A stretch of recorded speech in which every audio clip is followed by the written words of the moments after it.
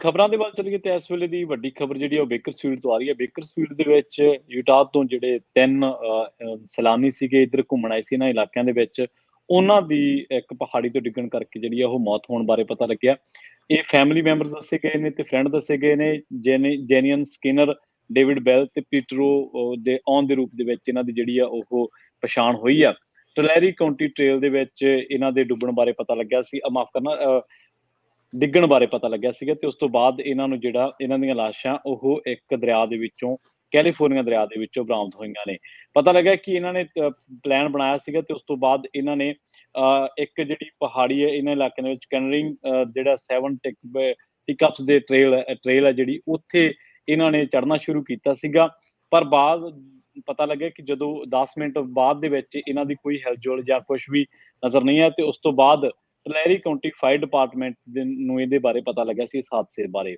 ਜਦੋਂ ਉਹਨਾਂ ਨੇ ਇਹਨਾਂ ਦੀਆਂ ਲਾਸ਼ਾਂ ਲੱਭਣੀਆਂ ਸ਼ੁਰੂ ਕੀਤੀਆਂ ਤਾਂ ਫਿਰ ਪਤਾ ਲੱਗਿਆ ਕਿ ਇਹਨਾਂ ਦੀਆਂ ਲਾਸ਼ਾਂ ਜਿਹੜੀਆਂ ਨੇ ਉਹ ਸੈਰਾ ਨਿਵਾਡਾ ਦੇ ਇਲਾਕਿਆਂ ਦੇ ਵਿੱਚ, ਜਿਹੜੇ ਕਿ 70 ਮੀਲ ਦੂਰ ਪੈਂਦਾ ਬੇਕਰਸਫੀਲਡ ਤੋਂ, ਉੱਥੇ ਇਹਨਾਂ ਦੀਆਂ ਲਾਸ਼ਾਂ ਦੇ ਬਾਰੇ ਪਤਾ ਲੱਗਾ ਸੀ ਤੇ ਉਸ ਤੋਂ ਬਾਅਦ ਹੁਣ ਇਹਨਾਂ ਦੇ ਨਾਲ ਇਹ ਦਰਦਨਾਕ ਹਾਦਸਾ ਵਾਪਰ ਕਿਵੇਂ ਗਿਆ ਉਹਦੇ ਬਾਰੇ ਜਿਹੜੀ ਜਾਂਚ ਆ ਉਹ ਕੀਤੀ ਜਾ ਰਹੀ ਹੈ। ਖਬਰਾਂ ਦੇ ਵੱਲ ਚੱਲੀਏ ਤੇ ਇਸ ਵੇਲੇ ਦੀ ਵੱਡੀ ਖਬਰ ਜਿਹੜੀ ਆ ਉਹ ਬੇਕਰਸਫੀਲਡ ਤੋਂ ਆ ਰਹੀ ਹੈ। ਬੇਕਰਸਫੀਲਡ ਦੇ ਵਿੱਚ ਯੂਟਾਹ ਤੋਂ ਜਿਹੜੇ 3 ਸੈਲਾਨੀ ਸੀਗੇ ਇੱਧਰ ਘੁੰਮਣ ਆਏ ਸੀ ਇਹਨਾਂ ਇਲਾਕਿਆਂ ਦੇ ਵਿੱਚ, ਉਹਨਾਂ ਦੀ ਇੱਕ ਪਹਾੜੀ ਤੋਂ ਡਿੱਗਣ ਕਰਕੇ ਜਿਹੜੀ ਆ ਉਹ ਮੌਤ ਹੋਣ ਬਾਰੇ ਪਤਾ ਲੱਗਿਆ। ਇਹ ਫੈਮਿਲੀ ਮੈਂਬਰਸ ਦੱਸੇ ਗਏ ਨੇ ਤੇ ਫਰੈਂਡ ਦੱਸੇ ਗਏ ਨੇ। ਜੇਨੀਅਨ ਸਕਿਨਰ, ਡੇਵਿਡ ਬੈਲ ਤੇ ਪੀਟਰੋ ਦੇ ਆਉਣ ਦੇ ਰੂਪ ਦੇ ਵਿੱਚ ਇਹਨਾਂ ਦੀ ਜਿਹੜੀ ਆ ਉਹ ਪਛਾਣ ਹੋਈ ਆ। ਟਲੈਰੀ ਕਾਉਂਟੀ ਟ੍ਰੇਲ ਦੇ ਵਿੱਚ ਇਹਨਾਂ ਦੇ ਡੁੱਬਣ ਬਾਰੇ ਪਤਾ ਲੱਗਿਆ ਸੀ, ਮਾਫ ਕਰਨਾ, ਡਿੱਗਣ ਬਾਰੇ ਪਤਾ ਲੱਗਿਆ ਸੀਗਾ ਤੇ ਉਸ ਤੋਂ ਬਾਅਦ ਇਹਨਾਂ ਨੂੰ ਜਿਹੜਾ ਇਹਨਾਂ ਦੀਆਂ ਲਾਸ਼ਾਂ ਉਹ ਇੱਕ ਦਰਿਆ ਦੇ ਵਿੱਚੋਂ, ਕੈਲੀਫੋਰਨੀਆ ਦਰਿਆ ਦੇ ਵਿੱਚੋਂ ਬਰਾਮਦ ਹੋਈਆਂ ਨੇ। ਪਤਾ ਲੱਗਿਆ ਕਿ ਇਹਨਾਂ ਨੇ ਪਲਾਨ ਬਣਾਇਆ ਸੀਗਾ ਤੇ ਉਸ ਤੋਂ ਬਾਅਦ ਇਹਨਾਂ ਨੇ ਇੱਕ ਜਿਹੜੀ ਪਹਾੜੀ ਹੈ ਇਹਨਾਂ ਇਲਾਕਿਆਂ ਦੇ ਵਿੱਚ ਕੈਨਰਿੰਗ, ਜਿਹੜਾ 7 ਟਿਕਅਪਸ ਦੇ ਟ੍ਰੇਲ ਹੈ ਜਿਹੜੀ, ਉੱਥੇ ਇਹਨਾਂ ਨੇ ਚੜ੍ਹਨਾ ਸ਼ੁਰੂ ਕੀਤਾ ਸੀਗਾ। ਪਰ ਬਾਅਦ ਪਤਾ ਲੱਗਿਆ ਕਿ ਜਦੋਂ 10 ਮਿੰਟ ਬਾਅਦ ਦੇ ਵਿੱਚ ਇਹਨਾਂ ਦੀ ਕੋਈ ਹਿਲਜੁਲ ਜਾਂ ਕੁਛ ਵੀ ਨਜ਼ਰ ਨਹੀਂ ਆਇਆ ਤੇ ਉਸ ਤੋਂ ਬਾਅਦ ਟਲੈਰੀ ਕਾਉਂਟੀ ਫਾਇਰ ਡਿਪਾਰਟਮੈਂਟ ਨੂੰ ਇਹਦੇ ਬਾਰੇ ਪਤਾ ਲੱਗਿਆ ਸੀ, ਇਸ ਹਾਦਸੇ ਬਾਰੇ।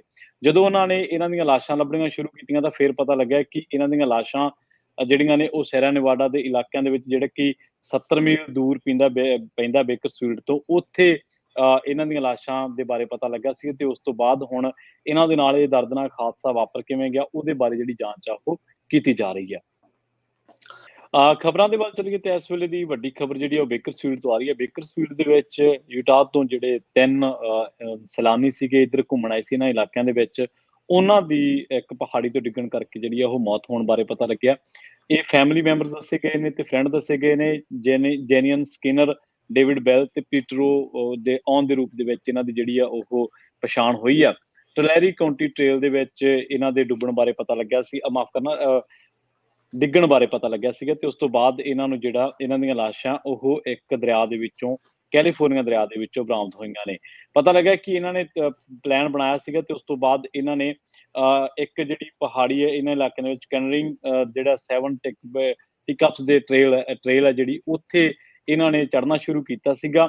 ਪਰ ਬਾਅਦ ਪਤਾ ਲੱਗਿਆ ਕਿ ਜਦੋਂ 10 ਮਿੰਟ ਬਾਅਦ ਦੇ ਵਿੱਚ ਇਹਨਾਂ ਦੀ ਕੋਈ ਹਿਲਜੁਲ ਜਾਂ ਕੁਛ ਵੀ ਨਜ਼ਰ ਨਹੀਂ ਆਇਆ ਤੇ ਉਸ ਤੋਂ ਬਾਅਦ ਟਲੈਰੀ ਕਾਉਂਟੀ ਫਾਇਰ ਡਿਪਾਰਟਮੈਂਟ ਨੂੰ ਇਹਦੇ ਬਾਰੇ ਪਤਾ ਲੱਗਿਆ ਸੀ, ਇਸ ਹਾਦਸੇ ਬਾਰੇ।